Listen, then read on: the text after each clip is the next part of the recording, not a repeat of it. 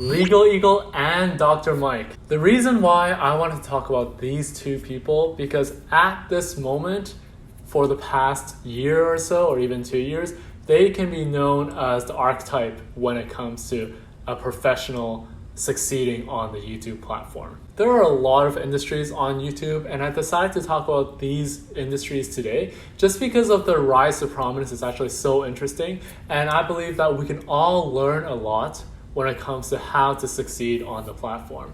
First, we have Legal Eagle at 1.1 million subscribers, who is a lawyer who makes a lot of videos. And for the other one, we have Dr. Mike, who is at over 3 million subscribers and also makes videos related to his industry. To simplify the process and allow you to learn as quickly and easily as possible, I've broken down to 3 things that all of them have done in order for them to blow up to where they are today. And of course, I'm going to provide some critical analysis just so that you, as a starting YouTuber, can also use the same tactics to blow up in the future. For the first strategy that they did, for both of these professionals, they really solidified their authority. What I mean by solidifying their authority is that in their content, in their branding, thumbnails, banner, their profile picture, whatever it might be, they're doing everything possible to solidify what their authority is. Authority plays a significant part when it comes to watch time, click-through rate, and overall metrics on YouTube because it is what causes the most amount of retention on the platform. There are a lot of doctors and lawyers actually on this platform, but the reason why they're able to succeed is because they're able to really convey their authority, their expertise, and experience while still having kind of a very personal persona, a very approachable persona that is relatable to the audience. One example I can say for both of these creators is that they often do videos which look at memes. And what memes are on YouTube is they are the passing around, the sharing of certain images, jokes, funny kind of graphics that make people laugh and have a sense of joy to them.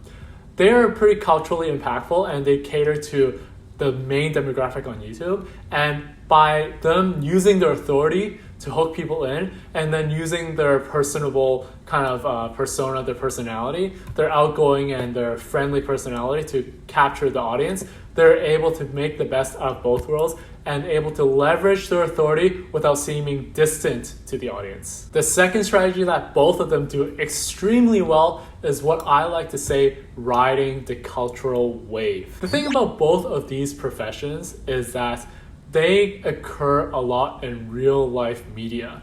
We're talking about movies and TV shows, Grey's Anatomy, Suits, all of these real life media, all of these properties have a huge fan base. And what they have done is that they've created content that is able to leverage that fan base and combine that with their expertise and their authority. This is similar to the first example, but now we're seeing a direct link to the cultural relevancy that is occurring and which allows them to really blow up and really have a growth. For the Legal Eagle, you can see that one of his most popular videos of all time is him reacting to Suits. Suits is a pretty popular lawyer-based drama on TV, and what he did is he broke down a lot of the things that's going on there, and he was really able to build his authority.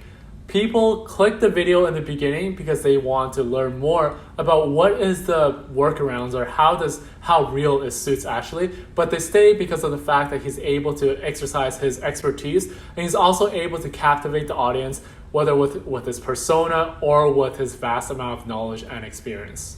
For Dr. Mike, we have a similar situation where he talks about Grey's Anatomy, which is another massive, extremely popular show. And by him dissecting the show, talking about plot points, he's also able to leverage his expertise and take advantage of that massive audience. Even if it's just a fraction of the people watching him, because of the fact that it's such a popular show, he's able to really blow up his videos. To put that into perspective, you as a creator, if you want to apply the same tactics, you also need to think about when it comes to what cultural relevancy there is, how can you leverage that and combine that with your expertise so that you're able to hook people in and also be able to keep them by having the persona that best targets your demographic. Let me know what you think about the two strategies so far before I talk about the final one. You know what, I always have the call to action right here. I think it's definitely interesting that they're able to proliferate and really blow up on the platform. And it is a testament to kind of how YouTube operates when it comes to watch time, length, because these people are able to talk at length about their expertise and they're able to retain people when it comes to their content. So it's definitely important when it comes to creative direction for your channel that you pick the right topics with cultural relevancy whenever possible, and you marry that with the right amount of expertise, authority, just so that you're able to maximize your audience. The final strategy that both of them are able to implement is the fact that they have the full flexibility to talk about ongoing topics that's occurring in real life.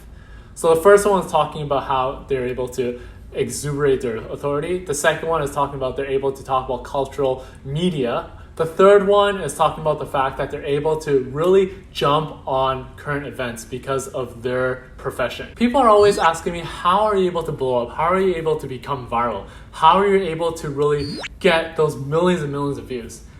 The reason why a lot of people don't is because they're not catering to the big main audience on the YouTube platform. They're just catering to a small group of people. Because of the fact that they're able to talk about current events, they're really able to take that momentum, ride that wave once again, instead of just making videos by themselves. You probably know the example I'm going to give for Dr. Mike because of what's going on in the world right now. But for Legal Eagle, he actually rose to prominence during a huge lawsuit that was going on with another YouTube creator.